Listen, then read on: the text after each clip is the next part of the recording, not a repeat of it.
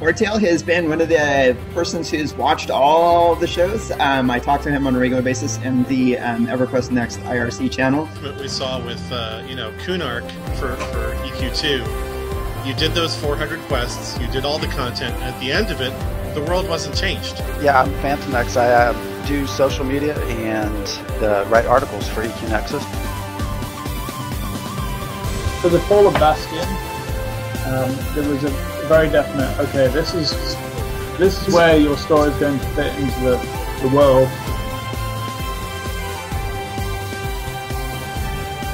Listen, fluffy looking bear, thank you. Listen, I went and I killed a dragon, and then 2 drops of whiskey hit my face, and I willed this manly beard into cow was raising, yes!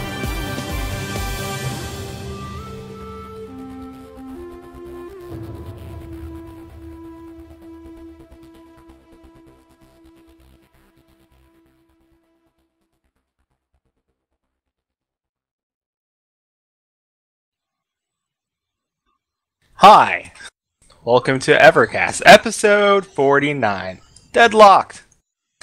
Tonight on tonight's show, by the way, is a lot of people and a lot of things. We're doing a lot of crazy stuff today. We got a lot to talk about. Thank you for joining us.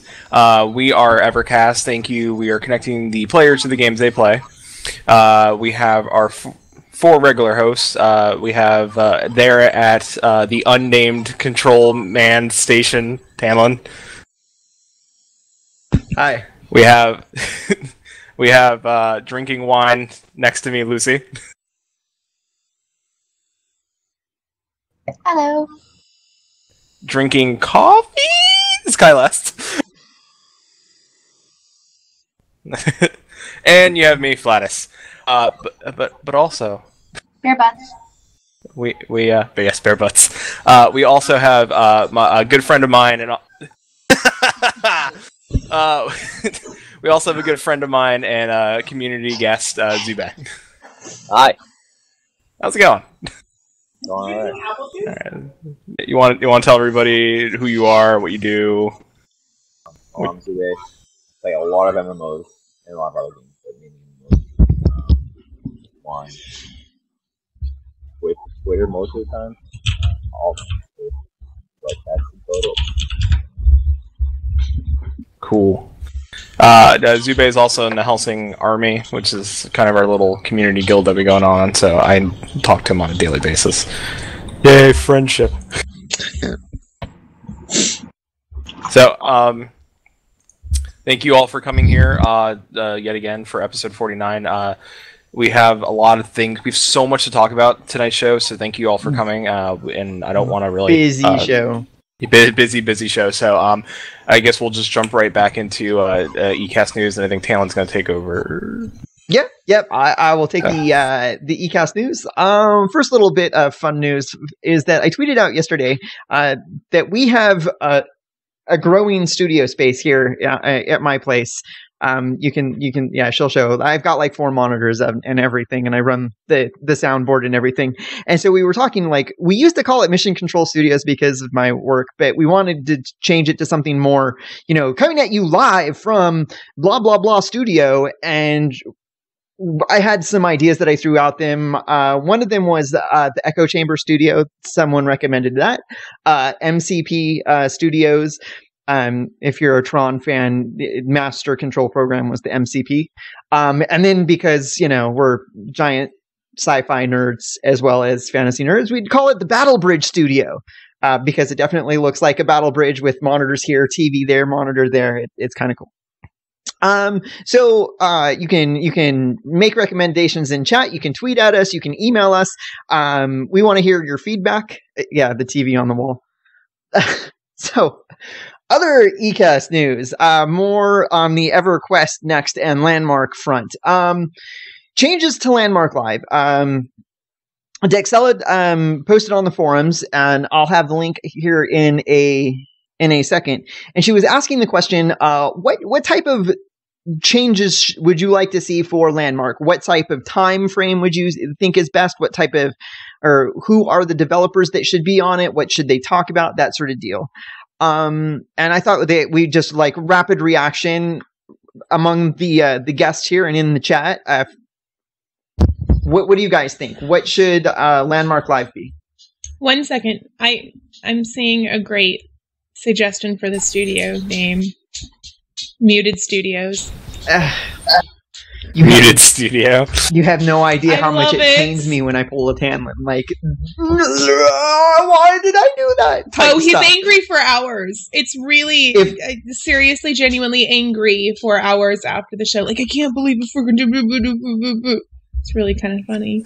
And then I grabbed the link, but instead I pasted for twitch.tv EverCast show. All right, let's try this for real this time. Yeah, somebody also suggested the bridge. Just the bridge. It works. It works. NRD Studios. So what should they do with Landmark Live? I don't know. Do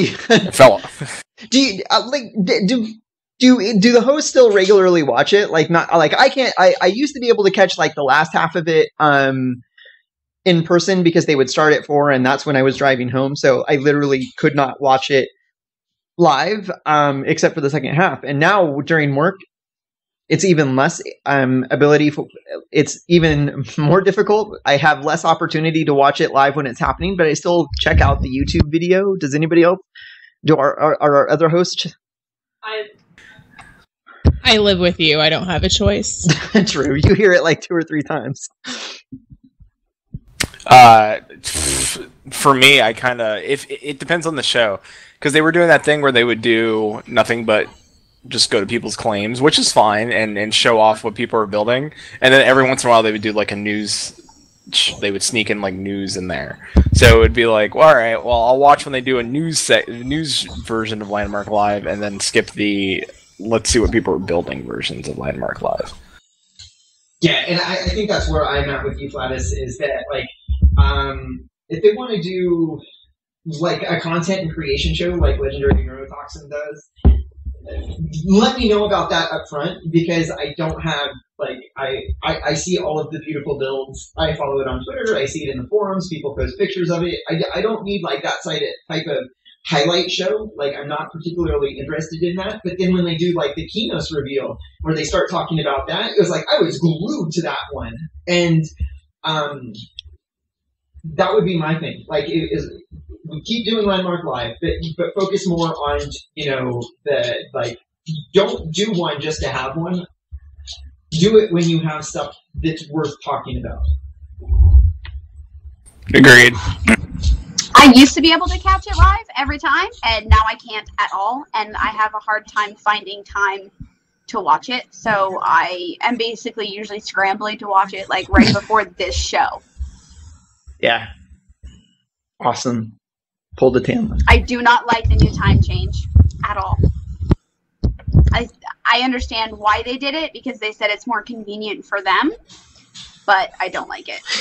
That would be my other thing is that like I don't know their work schedule, so it's really hard to say when is best for to do it. But my other suggestion is fit it in when it's best for you, for the developers, for Daybreak, because this is really a community service type thing, and I really appreciate they do it. But regardless of when they do it, like what time frame they do it during the day, I always have the video on demand later that I go to and watch.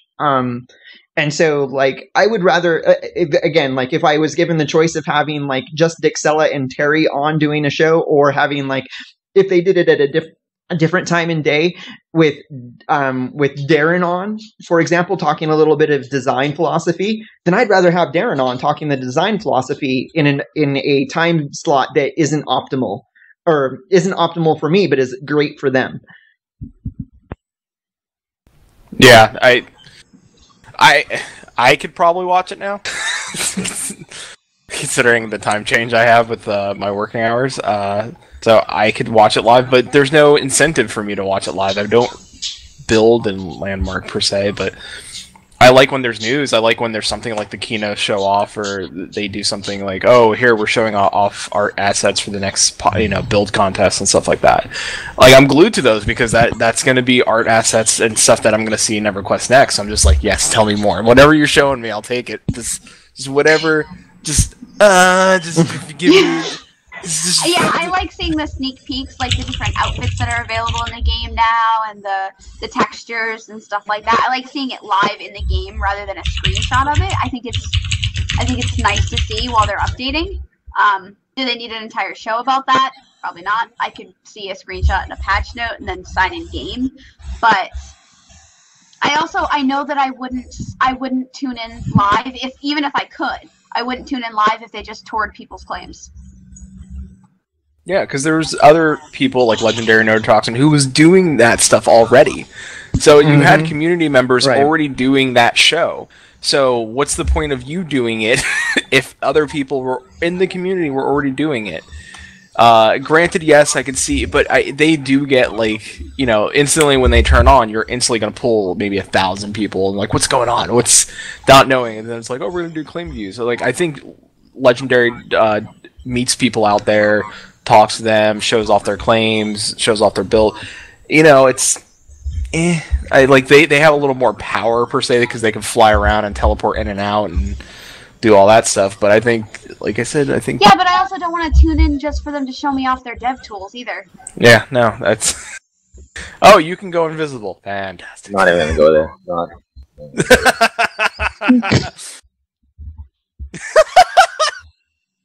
So keep it classy. What do you think, Zuba? Do you watch Landmark Live? I used to watch Landmark Live all the time, and then I don't know. I kind of dropped off of Landmark. I just kind of got bored. I guess I don't know. I don't mind building. Can you guys hear me, by the way? I just want to know. Barely, cool. But yes, at least they can. I don't know what's going on. Honestly, I talk in TeamSpeak all the time. No issues. I call in here. I got issues. But anyways, I used to watch Landmark all the time. But I got kind of full of Landmark, so I don't watch it more often. I can understand. I'm just not a big builder. I'm not a builder at all. I want to kill things. You want just I want to murder things. I want to kill things, and they added creatures and stuff to Landmark, but they're far and few between, especially on the main land. You can find a couple of wisps every now and again, but there's not enough. Yeah, and you don't feel there's no sense of danger. Like it was what me use Sunglare that once we got a build going, it was no sense of danger in Landmark, and people could argue, well, Landmark's not really the game for combat and PvE type thing, but what is it for then? Not yet, but sprinkle. Hi. Well, Landmark is a sandbox. You have to make your own goals. Collecting one of each of the outfits. Right, and that's the thing is, I logged in when they added achievements, and I did all of the achievements, and I noticed that there wasn't a number of monsters on the surface that there used to be, and I was having a little bit of problem with that.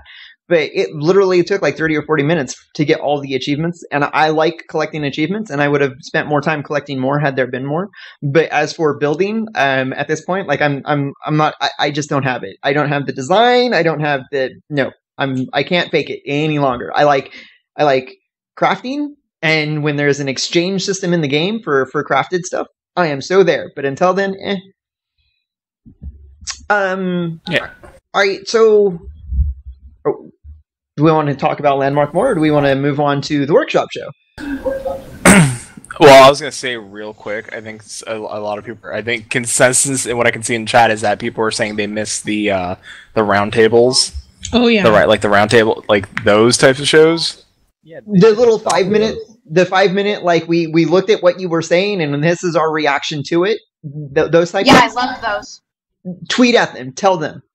I'm not telling my host to do it right now, but if you're watching this and you missed those, do it. Tell them, hey, Landmark Live, why don't you just do more roundtable type recordings? Because those were awesome. We really appreciated those. I think people would rather see like maybe 15-20 minute roundtable discussion than like an hour worth of like, here's so-and-so's claim. Look at what they did with this design. It is very cool. Look at that. That's an interesting thing that we have seen, and we would like to showcase it here. And that right, and that segues into the workshop show. But you can't do it on Landmark Live because it's the EQN roundtable that they're talking about. Oh, true. There we go. Oh, all right. Okay. But they can still bring them back. Yeah. I'm totally agreeing. I just don't think it would be on Landmark Live. I think it should be on the workshop show or just in general. Just in general, yeah. But you know what? They could do roundtable on just Landmark. They don't have to make it EQ Next. And if they're talking about like what sort of props they're doing, you know, what type of textures people are asking for, that type of thing. When do I get new outfits? New outfits in Landmark, because when can I dye my clothes? Yeah, that's the shit I care about. Yeah. When can we separate the outfits into pizzas and mix and match? That too. When can I stop seeing boob windows and high heels or sandals with everything I have to wear? Yeah! Where are my shit-kicking boots? Thank you very much. No kidding! I should not be in completely open-toed shoes in that armor. What? Yeah, thank you! Chopper's gonna fucking spray acid all over your toes and then you're not gonna have any! Holy moly! I love that she's just like, oh my god about it. Yes, we need shit kickers. No, you don't understand. Like, I literally almost have every single outfit in the game, and most of them, for the female characters, have goddamn peep toe shoes. Fuck you guys. Give me boots. I know. I.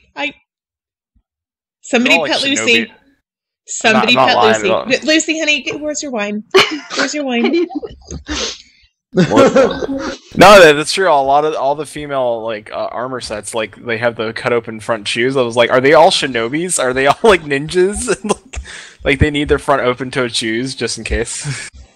With the exception of like actual armor, every single other outfit is open toed shoes.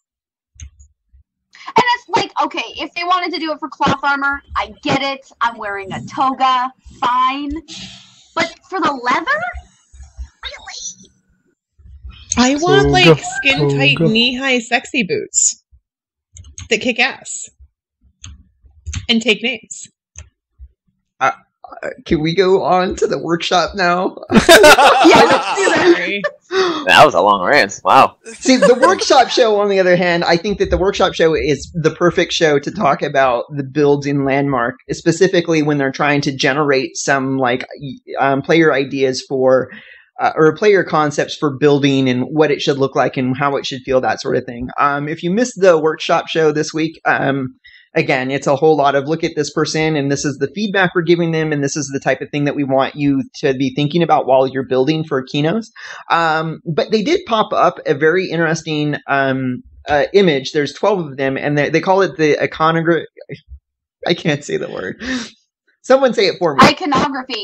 Iconography for Kinos. And I just wanted to get like the chats what their reaction to this is and what our host's reaction is to this artwork. One of the things that like you would miss just by looking at it that they explain on the workshop show is that the flares on like number 1 and number 5 and number 6, there's 8 flares to represent the 8 races, which is odd because for other reasons. That was weird. I think the wings are ugly.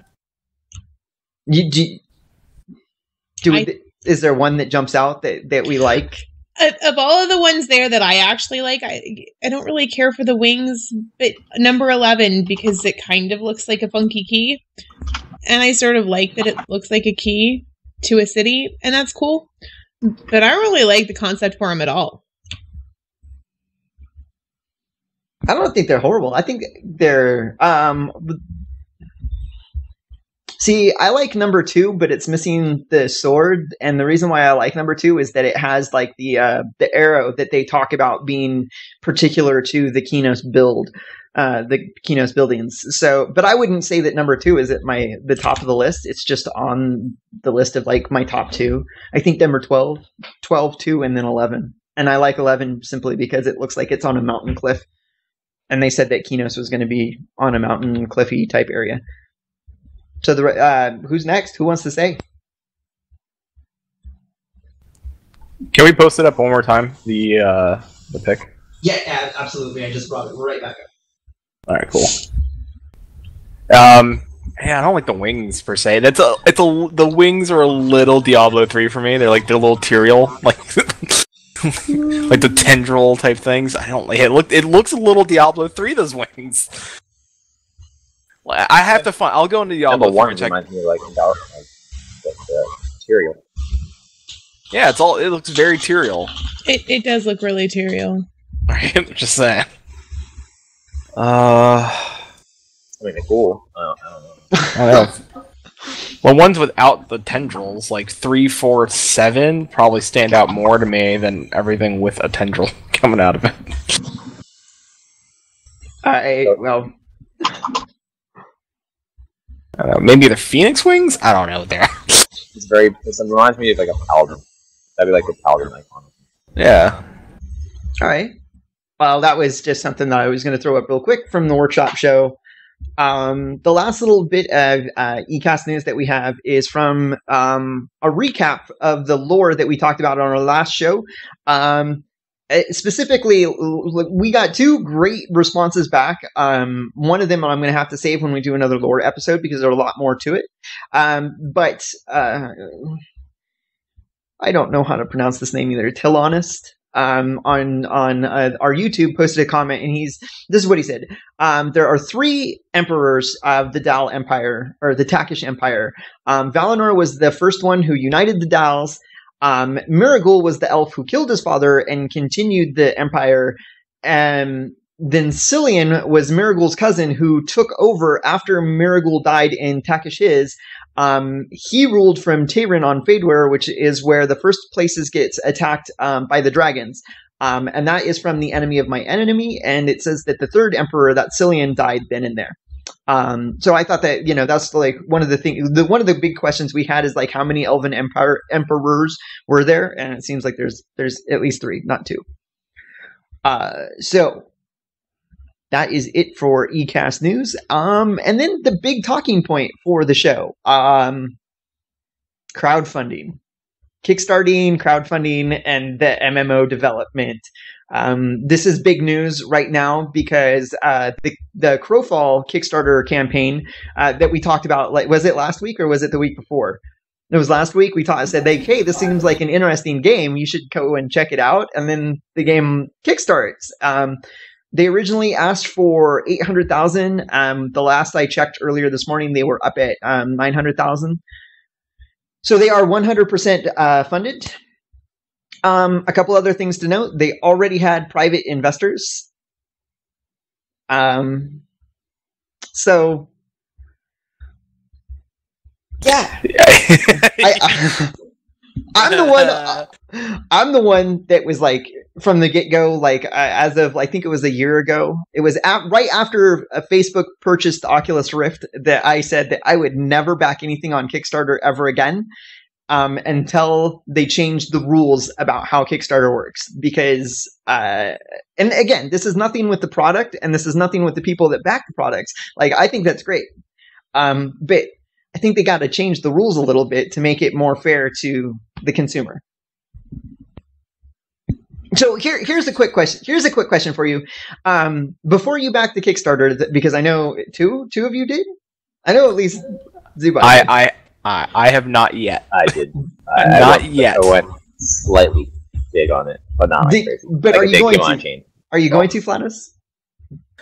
Possibly. It depends. It depends on one of 2 things. Because there is going to be a physical box in stores, and there is going to be a collector's edition. I may just go for the collector's edition in store, because for me to pump out the money to get the physical collector's edition via kickstarting ain't worth it to me. To me. Yeah. So here, before you backed on Kickstarter, Zubai, I'm going to ask you a question. Did you have any doubt that this game was going to make it to market? Not really.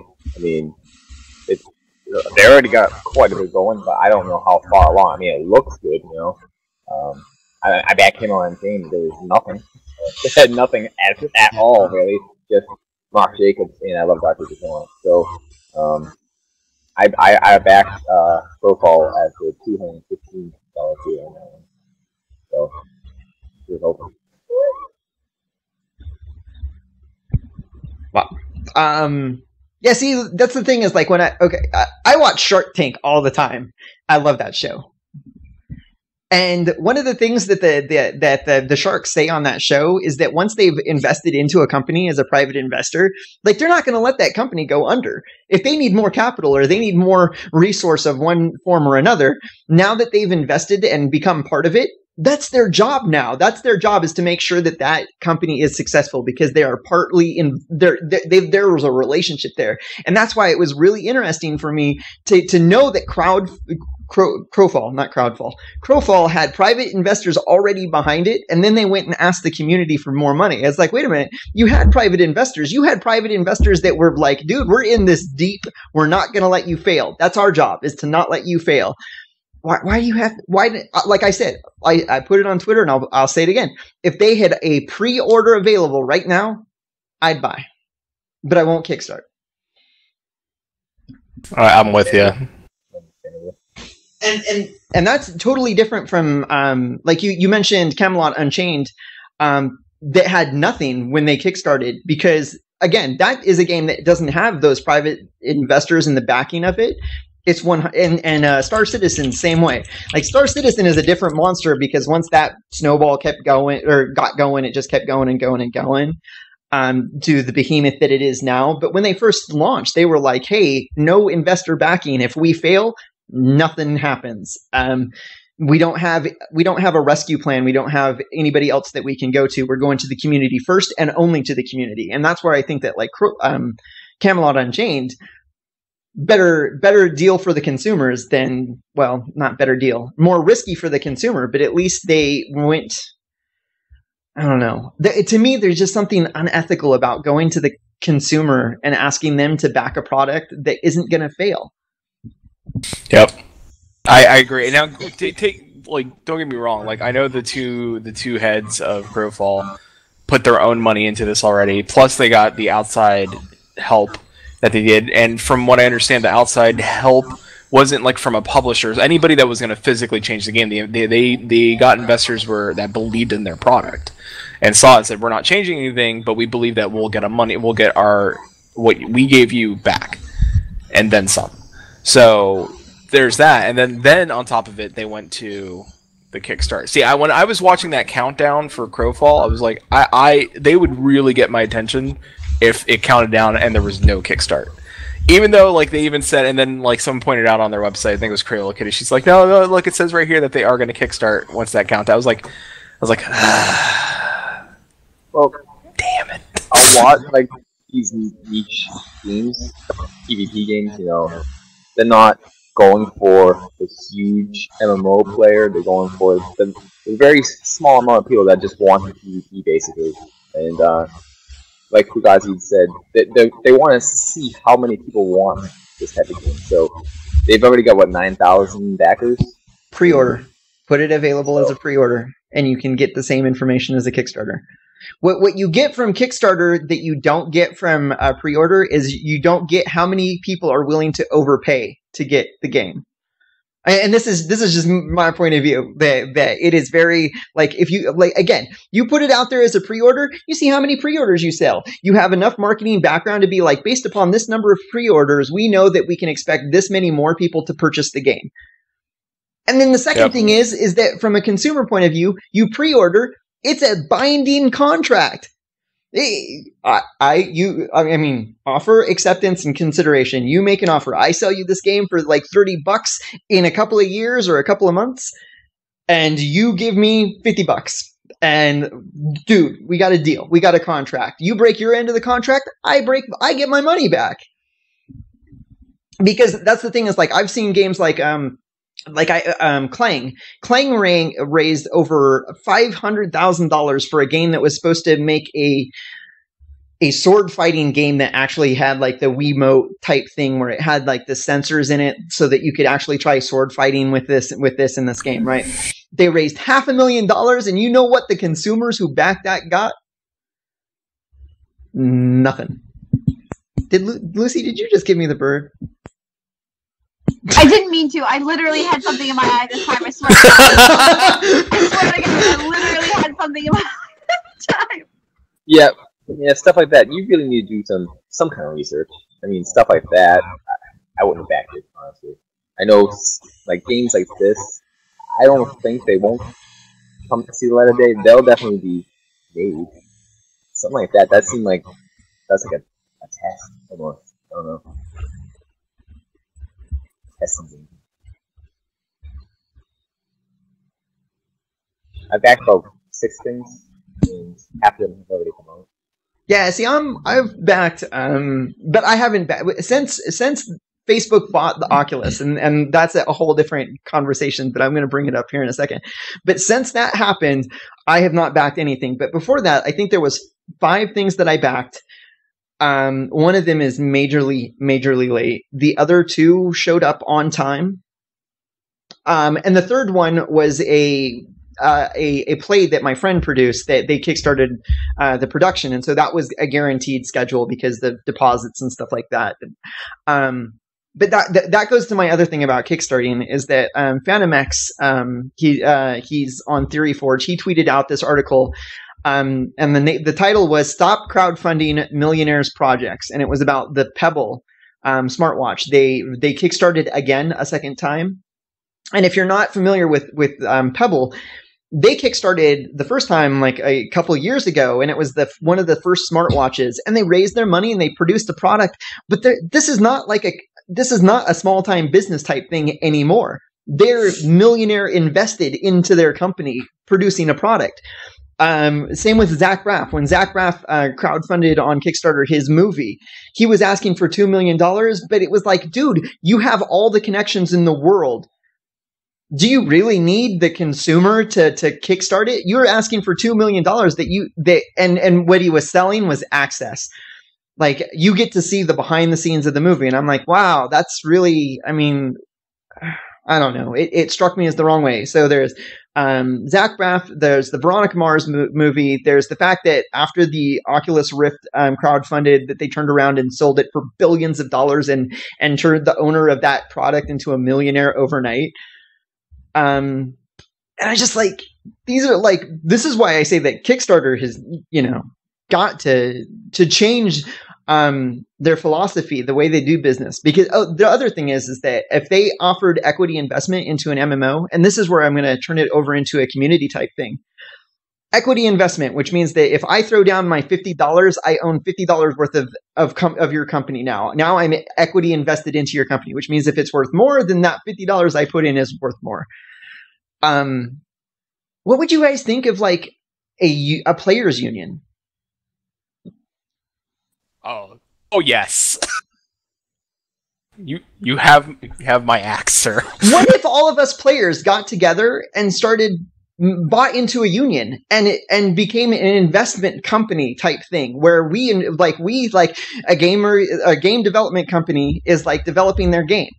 And they're like, hey, we need a couple $100,000 to make our game. And the players union is like, hey, all of our players voted and they said that they like your game. So let's talk.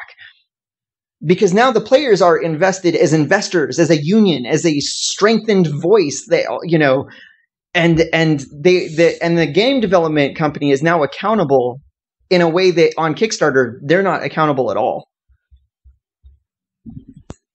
See, that's my biggest worry. Like, not saying that Crowfall is going to be a bad game, but it's doing some things that I find both interesting and worrisome. Like, I find that the campaigns are cool, but at the same time, like, these campaigns are massive MMO worlds. But then at the same time, for what I could see, the campaign, even though they have different types of rule sets, it's still like you have to go capture the lumber mill, take over, and then there could be different rule sets. Like, it could be winter, so there's like, and that stuff is cool. But at the same time, it worries me. Like, is that the only trick you have? Are you going to add different rules? Are there's going to be different forms?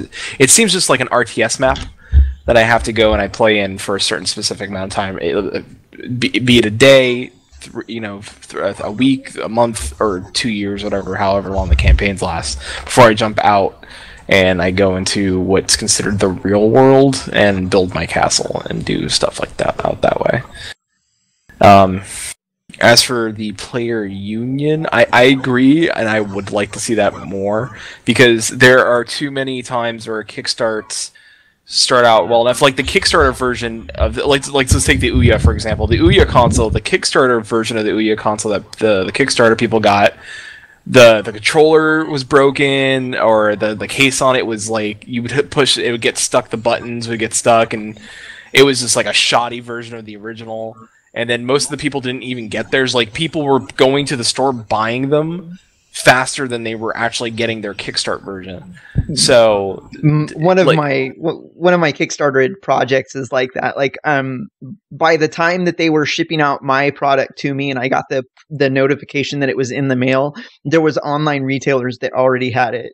And it was one of those like like, how? I sold mine before I had it. Yeah. Kyla's backed the same project that I did, and since you could go online. Seriously. For a boy, she did it for a boy.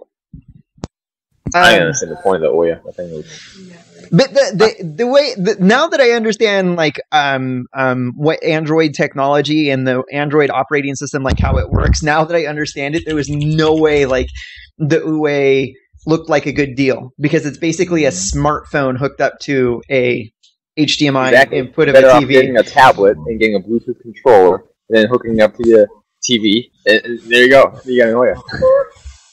Nope.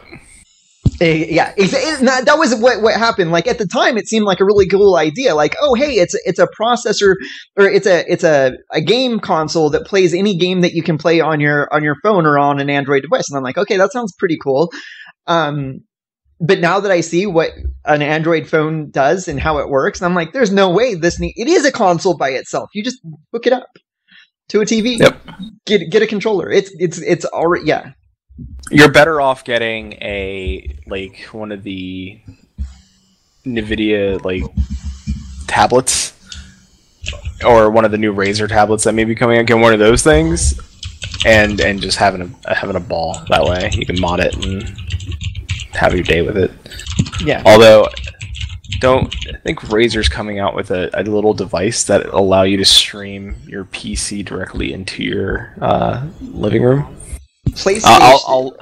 Doesn't Sony have something like that? The PlayStation, the Shield, or is it PlayStation TV? NVIDIA Shield. NVIDIA has Shield, one, right? And then Sony's got their PlayStation TV, which allows you to stream your PS4 into another room.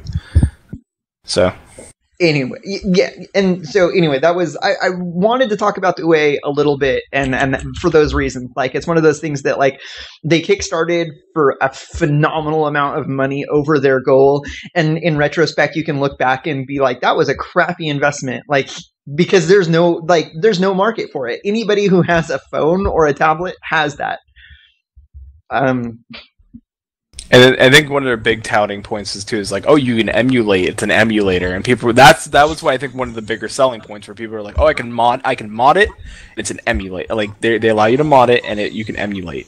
But then I was like, you can emulate on an Android, and you could probably mod. Like, it's probably a little bit tougher to mod like the tablet, but you could do it if you wanted to. Right.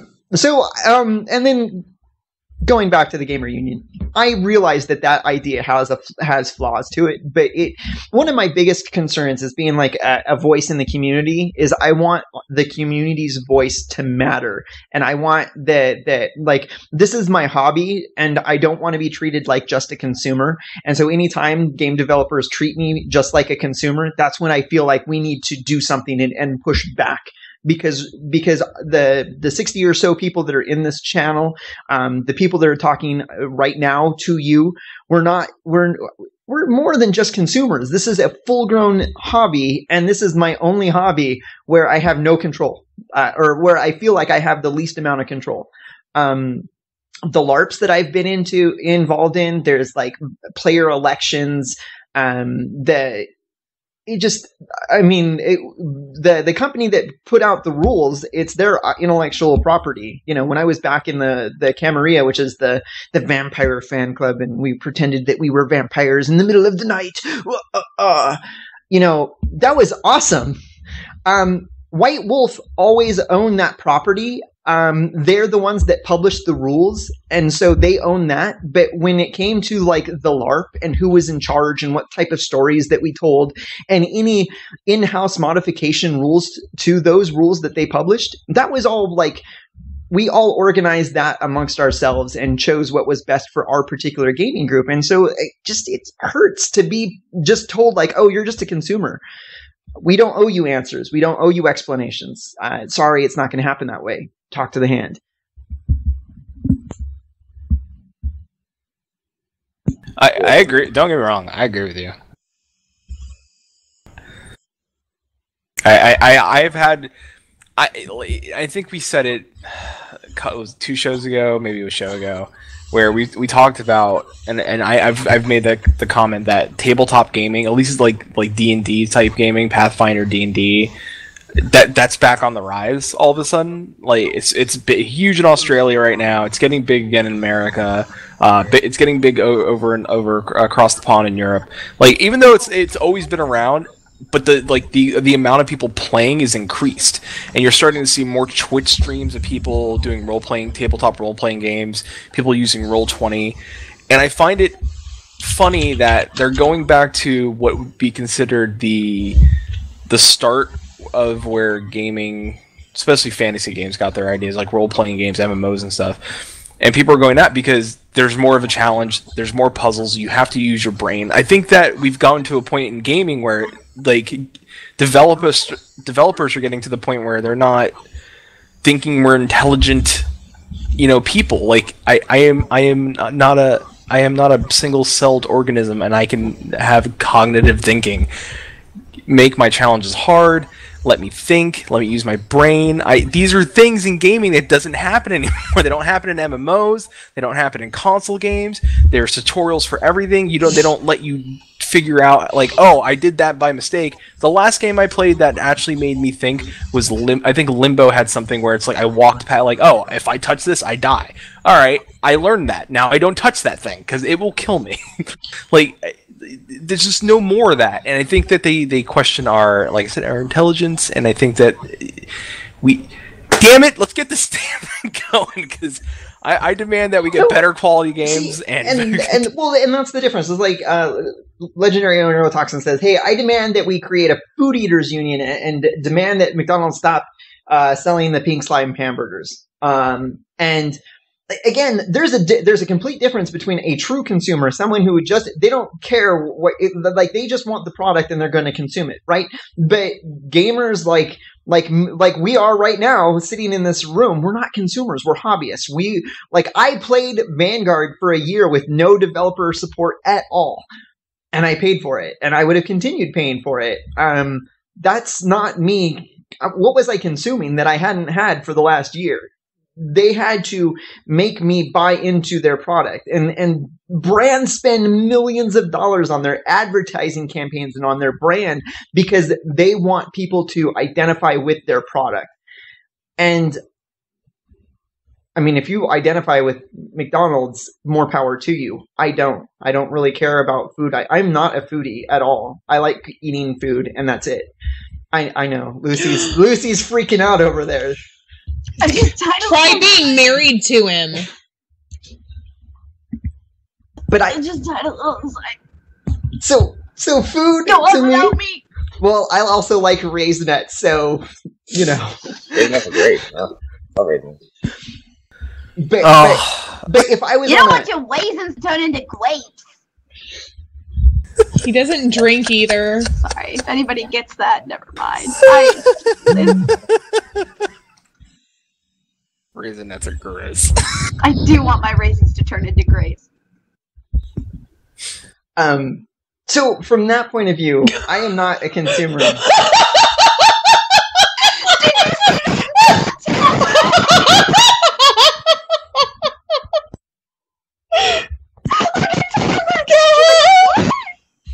Chandler's trying to figure out what's going I don't even know what's going on. What is going on? What happened? I have no idea. Someone told Kai she can do so much better. Oh shit! Do you want me to screen cap that? Hold on, where did I see this? What? Outrage! Oh, I see it now. Yeah, I'm sorry. Yeah. Damn this chat. This is Feisty tonight. purple. These nerds come out swinging. I love it. I can't justify anything right now. Like, I would love to be able to explain, but it's so socially not acceptable. Guys, that means he's got a giant, you know what? Sweet mercy! My God! What? Wow! Holy moly! Holy moly! Wow! Look at me right now. Well, GG guys. That's it. That's See game. you later. 5, 4, 3, 2, 1. See ya. Our break is going to be so awkward now. Like, Oh my gosh. so awkward. Somebody else try to get the wheels back on this bus. I don't know if I'm going to be able to. Hold on. All right, hold on. I know how to get him back on. Zube, I didn't want to pull this card. I meant to pull this wild card, buddy. Oh God! Zube. Don't bring it up. If you just I honestly don't care. all right. Zube backed Camelot Unchained. All right. That's the only way. This is the only way I know how to save the show. Right? And you spend a certain dollar amount that I would never spend. Not saying that it was wrong that you did spend it. I think it's cool because I just don't feel a way about a game at this point in time. Like, I'm pretty sure the amount of money I spent. I'm pretty sure the amount of money I spent on like WoW collector's editions would have equaled one of what you're doing. Yep. So, do you want to tell people? $1,000. That's right, $1,000 on Camelot Unchained, which is probably for as much money has gone into Camelot Unchained. There's probably people that spent more than you, right? What's up? What's up? 10,000. I've talked to people in that internal testing. In internal testing, there's people that have paid 5,000, 2,500, 3,500, 10,000. The 5,000 people, what they get, I think they get their own in the game, so they can make their own. It's totally all about RP. Someone, I think it's $3,500 one, they get these guard towers where they can RP as guard. Like, they get their own things in the game, whatever the hell they want. It's gonna be crazy, honestly. But I guess for the $1,000, it's I work with the team to build a custom house and lifetime sub. Yeah, I did the math. When Warcraft did the 10-year anniversary gift, the statue that they sent out to all the people that had bought the game and been a subscriber for the full 10 years, it was $1,800. And I have not been a Warcraft player from the beginning. I don't make that claim. I joined late Burning Crusade, early Wrath of the Lich King, and there's a couple of minutes or a couple of periods of time that I've said I'm taking a break from Warcraft. I don't want to play it anymore. But even that said, I don't think if you took all the money that I've spent on Warcraft, it's been over $1,000. And then the only other MMO that I've spent a lot of money on would be Vanguard. And Vanguard, I think that number would probably be under 300 because I think I was a subscriber for almost all of its 7 years that it was available. But it was I played EverQuest for 8 years. I don't even know how much money I spent on EverQuest for 8 years. So yeah, it really does. I played it for years. It really does. I sub every single month. It really does blow me away that people are. I mean, no judgment that they I know. Judge away. No, hold on. If you want to know, Tanlin, how much did I spend on Robotech? No, I was actually going to say not. Okay, so Robotech I bought into because Tanlin bought into it. He really liked Robotech. I'd only gotten through the first season and a half, and I really hated it because it was so outdated and sexist. No, it's absolutely outdated. It's sexist and it's ridiculously bad. I mean, it's just bad. But transforming fucking robots, how can you not like that? And when he says, babe, if you paint these things, I will play with you. And I was like, yes, because you bought me elves and you still don't play Warhammer with me. So, okay, if I put these together, he'll actually play a miniature game with me. All right, I'll buy them. They're so fucking late and they're so fucking bad and they're so poorly put together and molded. But what I was going to ask, Tamlin, if God, that game that I was like, babe, don't pledge on it. Don't pledge on it. He's going to take your money and run. Oh. What game was that? What? If you would have Pantheon, how much were you going to put on Pantheon? I think it was $250, but that was also for a lifetime sub, or well, a yearly sub for $1 for life. Yeah, that's not too bad. But he would have pledged way more if he would have had it at the time. Yeah, that's he really would have. Their lifetime. They get 5 years, and then after that, it's $1 a year. Right, and that's because they're getting Kickstarter has a rule where you can't sell lifetime subs to things for whatever reason. But what they can do is that at a certain backer level, you can renew your yearly subscription for $1 a year, like that type of thing. But she's right though. When Pantheon first launched, I think I was at the $250 pledge level. But then again, the thing that I would have spent more money for in Pantheon when it kickstarted was not for me individually. It would have been to get like the guild level rewards, so that I could bring more friends at the level I was, because I'm big about playing with my community and playing with my friends, and the things that like. This is my problem with the Station Cash store on Vanguard and EQ and EQ2 and Planet Side 2 is that I'm not the guy that goes to the Station Cash store to buy all the neat outfits and stuff and the unique mounts.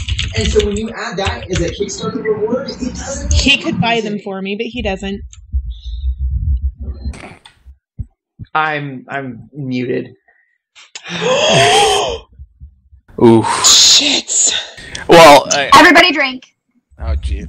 My coffee is almost empty. It's really weird to me. I agree with you. Like I'm the same. Taylor and I have the same set of thought. Like if you have an MMO and there are special mounts, I right? can hear you through my mic. Okay. Don't like I like WoW is like a big thing that does this. WoW, for WoW, like selling mounts and pets outside of the game and the shop, to me feels like a ripoff because it angers Tamlin so because you're paying $15 a month, $14.99 a month to play their game. I expect those things to be in game.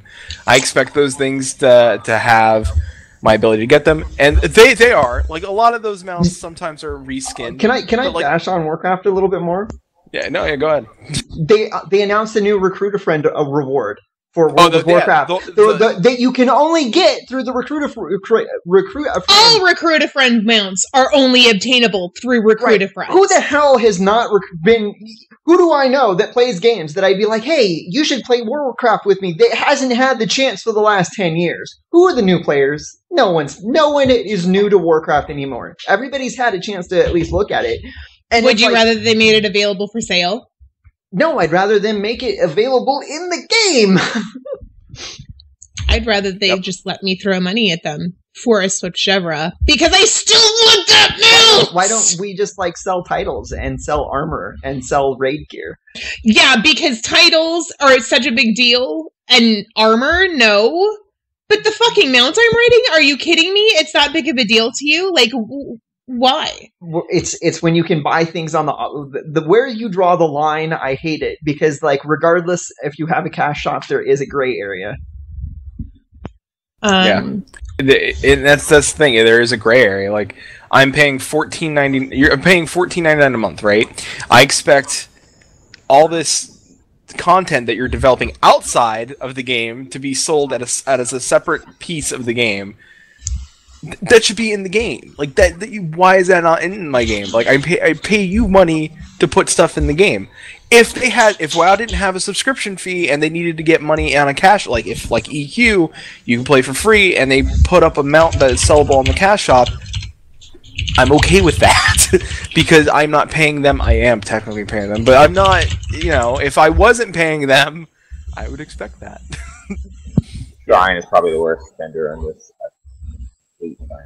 I don't know how to make myself more games from them.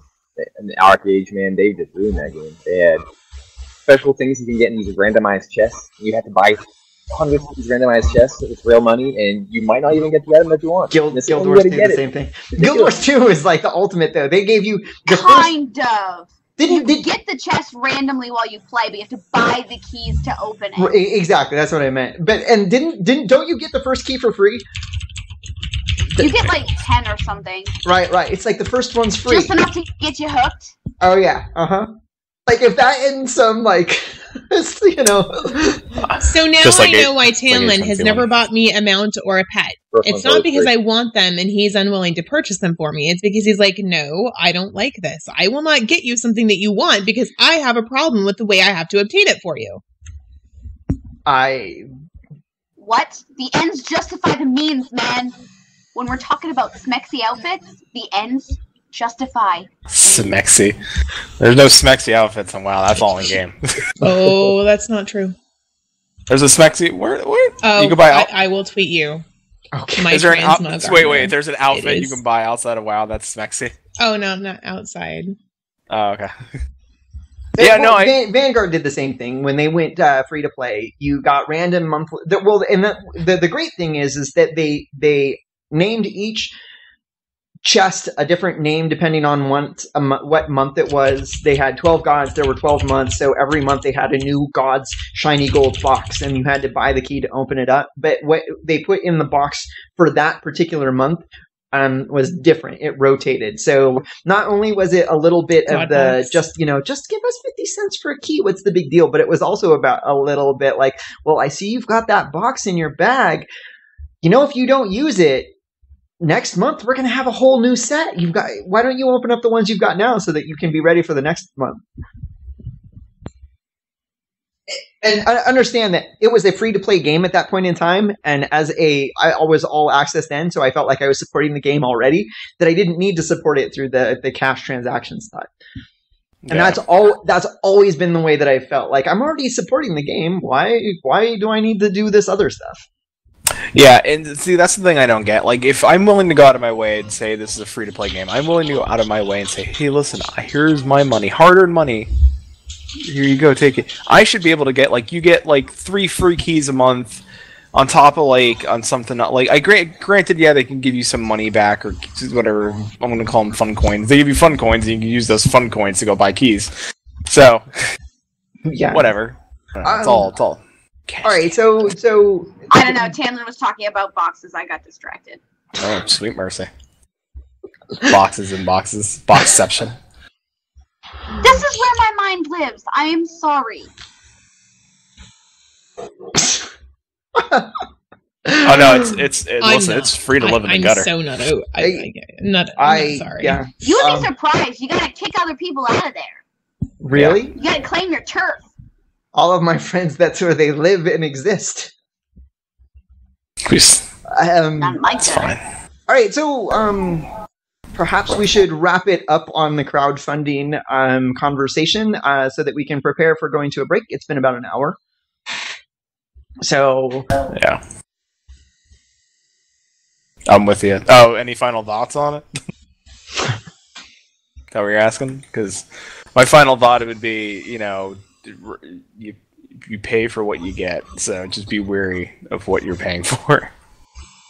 My final thought is do some research before you back it. Research people that are running it and see what they're doing, what they're offering for it. I mean, it doesn't throw down some money like I did in crazy. I like Mark Davis, so that's why I like it. He's pretty trustworthy. He actually tried when he got funded on live stream.